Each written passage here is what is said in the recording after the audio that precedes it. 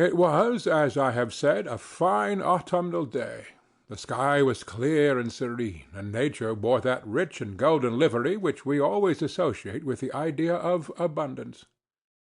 The forests had put on their sober brown and yellow, while some trees of the tenderer kind had been nipped by the frosts into brilliant dyes of orange, purple, and scarlet. Streaming files of wild ducks began to make their appearance high in the air. The bark of the squirrel might be heard from the groves of beech and hickory nuts, and the pensive whistle of the quail at intervals from the neighboring stubble-field. The small birds were taking their farewell banquets. In the fullness of their revelry they fluttered, chirping and frolicking from bush to bush and tree to tree, capricious from the very profusion and variety around them. There was the honest cock-robin, the favorite game of stripling sportsmen, with its long querulous note, and the twittering blackbirds flying in sable clouds, and the golden-winged woodpecker with his crimson crest, his broad black gorget and splendid plumage, and the cedar-bird with its red-tipped wings and yellow-tipped tail and its little Montero cap of feathers, and the blue-jay, that noisy coxcomb, in his gay light-blue coat and white underclothes, screaming and chattering, nodding and bobbing and bowing, and pretending to be on good terms with every songster of the grove. As Ichabod jogged slowly on his way, his eye, ever open to every symptom of culinary abundance, ranged with delight over the treasures of jolly autumn. On all sides he beheld vast store of apples, some hanging in oppressive opulence on the trees, some gathered into baskets and barrels for the market, others heaped up in rich piles for the cider press. Farther on he beheld great fields of Indian corn, with its golden ears peeping from their leafy coverts and holding out the promise of cakes and hasty pudding, and the yellow pumpkins lying beneath them, turning up their fair round bellies to the sun and giving ample prospects of the most luxurious of pies. And anon he passed the fragrant buckwheat fields, breathing the odor of the beehive, and as he beheld them, soft anticipations stole over his mind of dainty slapjacks, well buttered and garnished with honey or treacle by the delicate little dimpled hand of Katrina Van Tassel. Thus, feeding his mind with many sweet thoughts and sugared suppositions, he journeyed along the sides of a range of hills which look out upon some of the goodliest scenes of the mighty Hudson. The sun gradually wheeled his broad disk down in the west. The wide bosom of the Tappan Zee lay motionless and glassy, excepting that here and there a gentle undulation waved and prolonged the blue shadow of the distant mountain. A few amber clouds floated in the sky without a breath of air to move them. The horizon was of a fine golden tint, changing gradually into a pure apple green, and from that into the deep blue of the mid-heaven. A slanting ray lingered on the wooden crests of the precipices that overhung some parts of the river, giving greater depth to the dark gray and purple of their rocky sides. A sloop was loitering in the distance, dropping slowly down with the tide, her sail hanging uselessly against the mast, and as the reflection of the sky gleamed along the still water, it seemed as if the vessel was suspended in the air.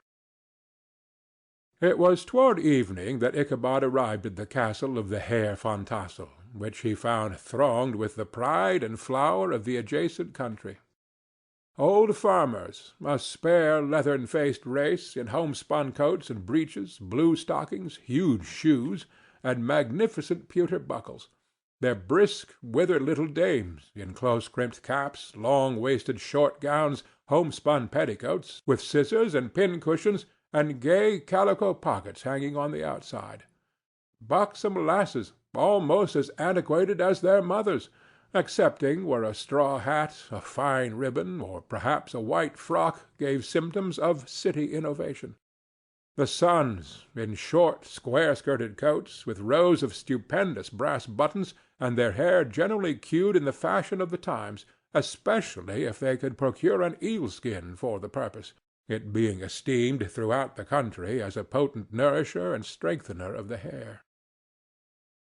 Brom Bones, however, was the hero of the scene, having come to the gathering on his favorite steed, Daredevil, a creature, like himself, full of mettle and mischief, and which no one but himself could manage. He was, in fact, noted for preferring vicious animals, given to all kinds of tricks, which kept the rider in constant risk of his neck, for he held a tractable, well-broken horse as unworthy of a lad of spirit. Fain would I pause to dwell upon the world of charms that burst upon the enraptured gaze of my hero as he entered the state parlor of Van Tassel's mansion. Not those of the bevy of buxom lasses with their luxurious display of red and white, but the ample charms of a genuine Dutch country tea-table in the sumptuous time of autumn. Such heaped-up platters of cakes, of various and almost indescribable kinds, known only to experienced Dutch housewives. There was the doughty doughnut, the tender olykoek, and the crisp and crumbling cruller, sweet cakes and short cakes, ginger cakes and honey cakes, and the whole family of cakes. And then there were the apple pies, and peach pies, and pumpkin pies, besides slices of ham and smoked beef, and moreover delectable dishes of preserved plums and peaches and pears and quinces, not to mention broiled shad and roasted chickens, together with bowls of milk and cream, all mingled higgledy-piggledy, pretty much as I have enumerated them, with a motherly teapot sending up its clouds of vapour from the midst. Heaven bless the mark! I want breath and time to discuss this banquet as it deserves, and am too eager to get on with my story. Happily, Ichabod Crane was not in so great a hurry as his historian, but did ample justice to every dainty. He was a kind and thankful creature, whose heart dilated in proportion as his skin was filled with good cheer, and its spirits rose with eating as some men's do with drink. He could not help, too, rolling his large eyes round him as he ate, and chuckling with the possibility that he might one day be lord of all this scene of almost unimaginable luxury and splendor. Then, he thought, how soon he'd turn his back upon the old schoolhouse, snap his fingers in the face of Hans van Ripper and every other niggardly patron, and kick any itinerant pedagogue out of doors that should dare to call him comrade. Old Baltus Van Tassel moved about among his guests with a face dilated with content and good humor, round and jolly as the harvest moon. His hospitable attentions were brief but expressive, being confined to a shake of the hand, a slap on the shoulder, a loud laugh, and a pressing invitation to fall to and help themselves. And now the sound of the music from the common room or hall summoned to the dance. The musician was an old gray-headed negro who had been the itinerant orchestra of the neighborhood for more than half a century. His instrument was as old and battered as himself. The greater part of the time he scraped on 2 or 3 strings, accompanying every movement of the bow with a motion of the head, bowing almost to the ground, and stamping with his foot whenever a fresh couple were to start. Ichabod prided himself upon his dancing as much as upon his vocal powers. Not a limb, not a fibre about him was idle, and to have seen his loosely hung frame in full motion and clattering about the room, you would have thought St. Vitus himself, that blessed patron of the dance, was figuring before you in person. He was the admiration of all the negroes, who, having gathered of all ages and sizes from the farm and the neighborhood, stood forming a pyramid of shining black faces at every door and window, gazing with delight at the scene, rolling their white eyeballs, and showing grinning rows of ivory from ear to ear. How could the flogger of urchins be otherwise than animated and joyous? The lady of his heart was his partner in the dance, and smiling graciously in reply to all his amorous oglings, while Brom Bones, sorely smitten with love and jealousy, sat brooding by himself in one corner. When the dance was at an end, Ichabod was attracted to a knot of the sager folks, who, with old Van Tassel, sat smoking at one end of the piazza, gossiping over former times and drawing out long stories about the war. This neighborhood, at the time of which I am speaking, was one of those highly favored places which abound with chronicle and great men. The British and American line had run near it during the war, It had therefore been the scene of marauding, and infested with refugees, cowboys, and all kinds of border chivalry. Just sufficient time had elapsed to enable each story-teller to dress up his tale with a little becoming fiction, and in the indistinctness of his recollection to make himself the hero of every exploit. There was the story of Doffue Martling, the large blue-bearded Dutchman who had nearly taken a British frigate with an old iron 9-pounder from a mud breastwork, only that his gun burst at the sixth discharge. And there was the old gentleman who shall be nameless, being too rich a Mynheer to be lightly mentioned, who, in the battle of White Plains, being an excellent master of defence, parried a musket-ball with a small sword, insomuch that he absolutely felt it whiz round the blade and glance off at the hilt, in proof of which he was ready at any time to show the sword with the hilt a little bent. There were several more that had been equally great in the field, not one of whom but was persuaded that he had a considerable hand in bringing the war to a happy termination. But all these were nothing to the tales of ghosts and apparitions that succeeded. The neighborhood is rich in legendary treasures of the kind. Local tales and superstitions thrive best in these sheltered, long-settled retreats, but are trampled under foot by the shifting throng that forms the population of most of our country places. Besides, there is no encouragement for ghosts in most of our villages, for they have scarcely had time to finish their first nap and turn themselves in their graves before their surviving friends have travelled away from the neighborhood, so that when they turn out at night to walk their rounds, they have no acquaintance left to call upon. This is perhaps the reason why we so seldom hear of ghosts except in our long-established Dutch communities. The immediate cause, however, of the prevalence of supernatural stories in these parts was doubtless owing to the vicinity of Sleepy Hollow. There was a contagion in the very air that blew from that haunted region. It breathed forth an atmosphere of dreams and fancies infecting all the land. Several of the Sleepy Hollow feeler were present at Van Tassel's, and, as usual, were doling out their wild and wonderful legends. Many dismal tales were told about funeral trains, and mourning cries and wailings heard and seen about the great tree where the unfortunate Major André was taken, and which stood in the neighborhood. Some mention was made also of the woman in white that haunted the dark glen at Raven Rock, and was often heard to shriek on winter nights before a storm, having perished there in the snow. The chief part of the stories, however, turned upon the favorite spectre of Sleepy Hollow, the headless horseman, who had been heard several times of late patrolling the country, and, it was said, tethered his horse nightly among the graves in the churchyard. The sequestered situation of this church seems almost to have made it a favorite haunt of troubled spirits. It stands on a knoll surrounded by locust trees and lofty elms, from among which its decent whitewashed walls shine modestly forth, like Christian purity beaming through the shades of retirement. A gentle slope descends from it to a silver sheet of water, bordered by high trees, between which peeps may be caught at the blue hills of the Hudson. To look upon its grass-grown yard, where the sunbeams seem to sleep so quietly, one would think that there at least the dead might rest in peace. On one side of the church extends a wide woody dell, along which raves a large brook among broken rocks and trunks of fallen trees. Over a deep black part of the stream, not far from the church, was formerly thrown a wooden bridge.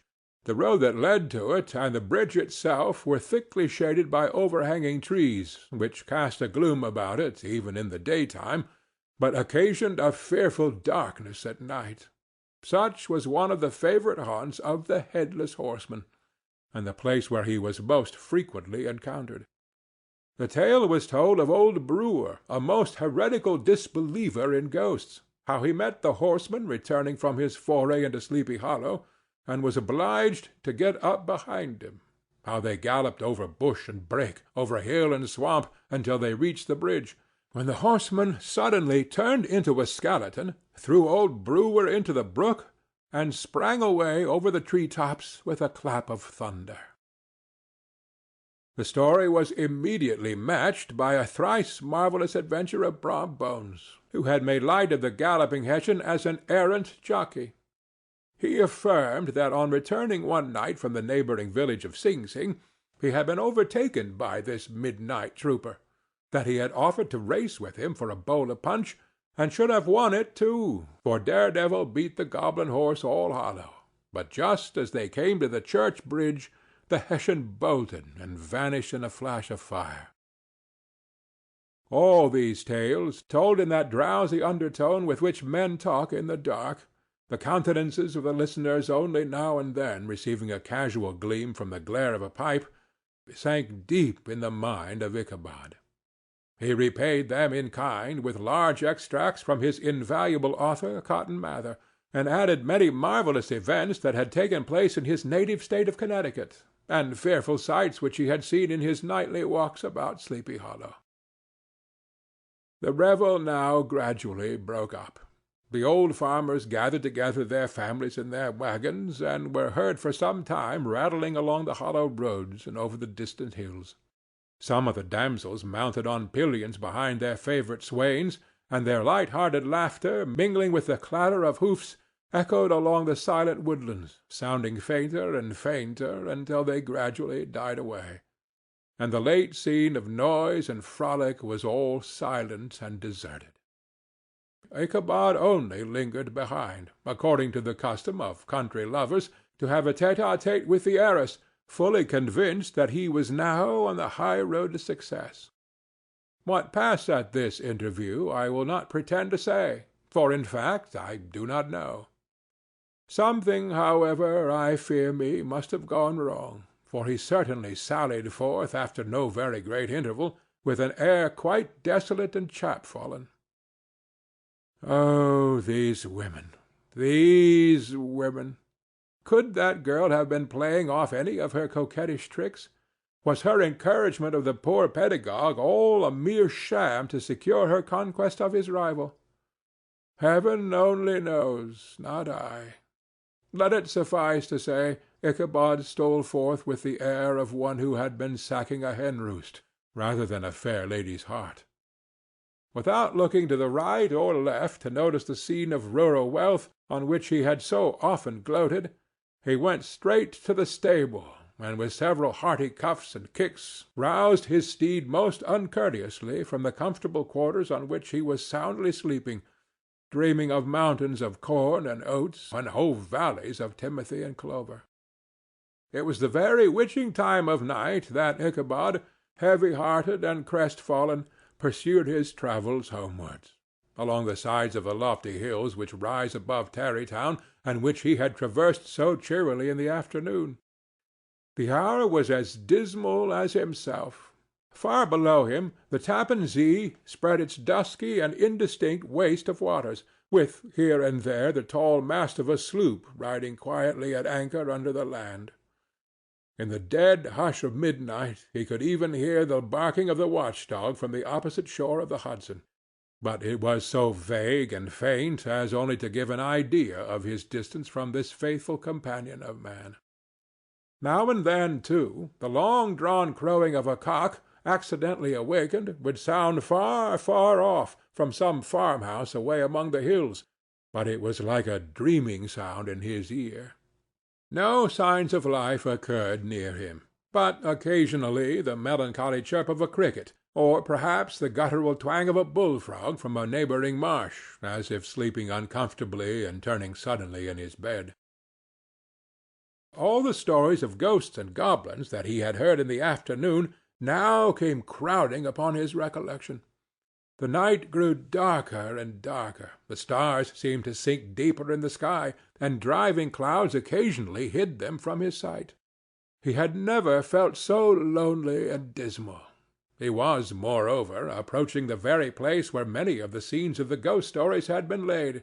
In the centre of the road stood an enormous tulip-tree, which towered like a giant above all the other trees of the neighbourhood, and formed a kind of landmark. Its limbs were gnarled and fantastic. large enough to form trunks to ordinary trees, twisting down almost to the earth, and rising again into the air. It was connected with the tragical story of the unfortunate André, who had been taken prisoner hard by, and was universally known by the name of Major André's tree. The common people regarded it with a mixture of respect and superstition, partly out of sympathy for the fate of its ill-starred namesake, and partly from the tales of strange sights and doleful emanations told concerning it. As Ichabod approached this fearful tree, he began to whistle. He thought his whistle was answered. It was but a blast sweeping sharply through the dry branches. As he approached a little nearer, he thought he saw something white hanging in the midst of the tree. He paused and ceased whistling, but, on looking more narrowly, perceived that it was a place where the tree had been scathed by lightning, and the white wood laid bare. Suddenly he heard a groan. His teeth chattered, and his knees smote against the saddle. It was but the rubbing of one huge bough upon another, as they were swayed about by the breeze. He passed the tree in safety, but new perils lay before him. About 200 yards from the tree a small brook crossed the road and ran into a marshy and thickly wooded glen, known by the name of Wiley's Swamp. A few rough logs, laid side by side, served as a bridge over this stream. On that side of the road where the brook entered the wood, a group of oaks and chestnuts, matted thick with wild grapevines, threw a cavernous gloom over it. To pass this bridge was the severest trial. It was at this identical spot that the unfortunate André was captured, and under the covert of these chestnuts and vines were the sturdy yeomen concealed who surprised him. This has ever since been considered a haunted stream, and fearful are the feelings of the schoolboy who has to pass it alone after dark. As he approached the stream, his heart began to thump. He summoned up, however, all his resolution, gave his horse half a score of kicks in the ribs, and attempted to dash briskly across the bridge. But instead of starting forward, the perverse old animal made a lateral movement and ran broadside against the fence. Ichabod, whose fears increased with the delay, jerked the reins on the other side and kicked lustily with the contrary foot. It was all in vain. His steed started, it is true, but it was only to plunge to the opposite side of the road, into a thicket of brambles and alder bushes. The schoolmaster now bestowed both whip and heel upon the starveling ribs of old Gunpowder, who dashed forward, snuffling and snorting, but came to stand just by the bridge, with a suddenness that nearly sent his rider sprawling over his head. Just at this moment a plashy tramp by the side of the bridge caught the sensitive ear of Ichabod. In the dark shadow of the grove, on the margin of the brook, he beheld something huge, misshapen, and towering. It stirred not, but seemed gathered up in the gloom, like some gigantic monster ready to spring upon the traveller. The hair of the affrighted pedagogue rose upon his head with terror. What was to be done? To turn and fly was now too late, and besides, what chance was there of escaping ghost or goblin, if such it was, which could ride upon the wings of the wind? Summoning up, therefore, a show of courage, he demanded in stammering accents, "Who are you?" He received no reply. He repeated his demand in a still more agitated voice. Still there was no answer. Once more he cudgelled the sides of the inflexible Gunpowder, and shutting his eyes, broke forth with involuntary fervour into a psalm tune. Just then the shadowy object of alarm put itself in motion, and with a scramble and a bound stood at once in the middle of the road. Though the night was dark and dismal, yet the form of the unknown might now in some degree be ascertained. He appeared to be a horseman of large dimensions, and mounted on a black horse of powerful frame. He made no offer of molestation or sociability, but kept aloof on one side of the road, jogging along on the blind side of old Gunpowder, who had now got over his fright and waywardness. Ichabod, who had no relish for this strange midnight companion, and bethought himself of the adventure of Brom Bones with the galloping Hessian, now quickened his steed in hopes of leaving him behind. The stranger, however, quickened his horse to an equal pace. Ichabod pulled up and fell into a walk, thinking to lag behind. The other did the same. His heart began to sink within him. He endeavored to resume his psalm tune, but his parched tongue clove to the roof of his mouth, and he could not utter a stave. There was something in the moody and dogged silence of this pertinacious companion that was mysterious and appalling. It was soon fearfully accounted for. On mounting a rising ground which brought the figure of his fellow-traveller in relief against the sky, gigantic in height and muffled in a cloak, Ichabod was horror-struck on perceiving that he was headless. But his horror was still more increased on observing that the head, which should have rested on his shoulders, was carried before him on the pommel of his saddle. His terror rose to desperation. He rained a shower of kicks and blows upon Gunpowder, hoping for a sudden movement to give his companion the slip. But the spectre started full jump with him.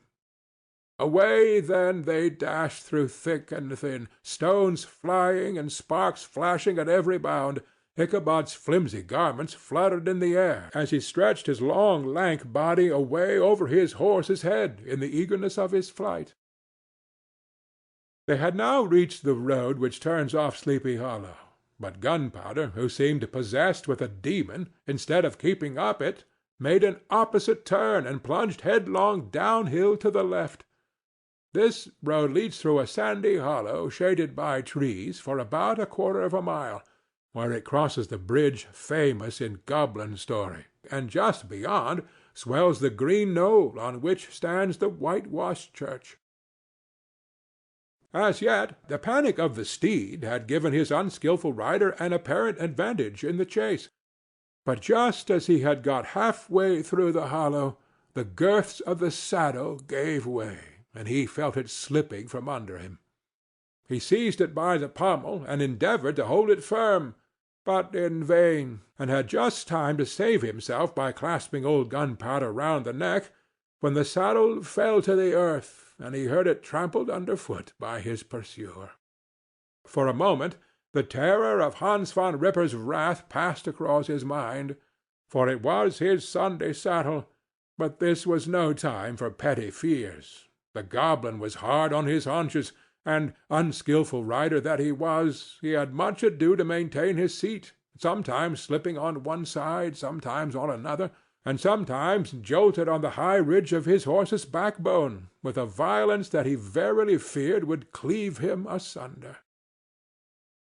An opening in the trees now cheered him with the hopes that the church bridge was at hand. The wavering reflection of a silver star in the bosom of the brook told him that he was not mistaken. He saw the walls of the church dimly glaring under the trees beyond. He recollected the place where Brom Bones's ghostly competitor had disappeared. "If I can but reach that bridge," thought Ichabod, "I am safe."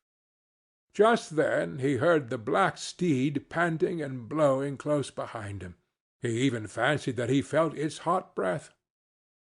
Another convulsive kick in the ribs, and old Gunpowder sprang upon the bridge. He thundered over the resounding planks.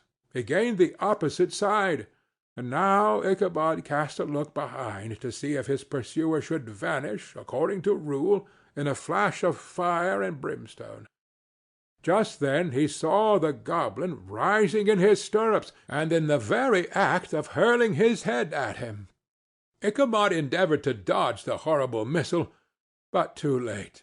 It encountered his cranium with a tremendous crash. He was tumbled headlong into the dust, and Gunpowder, the black steed, and the goblin rider passed by like a whirlwind. The next morning the old horse was found without his saddle and with the bridle under his feet, soberly cropping the grass at his master's gate. Ichabod did not make his appearance at breakfast. Dinner hour came, but no Ichabod. The boys assembled at the schoolhouse and strolled idly about the banks of the brook, but no schoolmaster. Hans Van Ripper now began to feel some uneasiness about the fate of poor Ichabod and his saddle. An inquiry was set on foot, and after diligent investigation they came upon his traces. In one part of the road leading to the church was found the saddle trampled in the dirt. The tracks of horses' hoofs deeply dented in the road and evidently at furious speed were traced to the bridge, beyond which, on the bank of a broad part of the brook, where the water ran deep and black, was found the hat of the unfortunate Ichabod, and close beside it a shattered pumpkin. The brook was searched, but the body of the schoolmaster was not to be discovered. Hans Van Ripper, as executor of his estate, examined the bundle which contained all his worldly effects. They consisted of 2 shirts and a half, 2 stocks for the neck, a pair or 2 of worsted stockings, an old pair of corduroy small-clothes, a rusty razor, a book of psalm-tunes full of dog's ears, and a broken pitch-pipe. As to the books and furniture of the schoolhouse, they belonged to the community, excepting Cotton Mather's History of Witchcraft, a New England Almanac, and a book of dreams and fortune-telling, in which last was a sheet of foolscap, much scribbled and blotted in several fruitless attempts to make a copy of verses in honor of the heiress of Van Tassel. These magic books and the poetic scrawl were forthwith consigned to the flames by Hans Van Ripper, who from that time forward determined to send his children no more to school, observing that he never knew any good come of this same reading and writing. Whatever money the schoolmaster possessed, and he had received his quarter's pay but a day or 2 before, he must have had about his person at the time of his disappearance. The mysterious event caused much speculation at the church on the following Sunday. Knots of gazers and gossips were collected in the churchyard, at the bridge, and at the spot where the hat and pumpkin had been found. The stories of Brewer, of Bones, and a whole budget of others were called to mind, and when they had diligently considered them all, and compared them with the symptoms of the present case, they shook their heads, and came to the conclusion that Ichabod had been carried off by the galloping Hessian. As he was a bachelor, and in nobody's debt, nobody troubled his head any more about him. The school was removed to a different quarter of the hollow, and another pedagogue reigned in his stead. It is true, an old farmer who had been down to New York on a visit several years after, and from whom this account of the ghostly adventure was received, brought home the intelligence that Ichabod Crane was still alive, that he had left the neighborhood, partly through fear of the goblin and Hans Van Ripper, and partly in mortification at having been suddenly dismissed by the heiress; that he had changed his quarters to a distant part of the country, had kept school and studied law at the same time, had been admitted to the bar, turned politician, electioneered, written for the newspapers, and finally had been made a justice of the 10-pound court. Brom Bones, too, who, shortly after his rival's disappearance, conducted the blooming Katrina in triumph to the altar, was observed to look exceedingly knowing whenever the story of Ichabod was related, and always burst into a hearty laugh at the mention of the pumpkin, which led some to suspect that he knew more about the matter than he chose to tell. The old country wives, however, who are the best judges of these matters, maintain to this day that Ichabod was spirited away by supernatural means, and it is a favorite story, often told about the neighborhood round the winter evening fire. The bridge became more than ever an object of superstitious awe, and that may be the reason why the road has been altered of late years, so as to approach the church by the border of the mill-pond.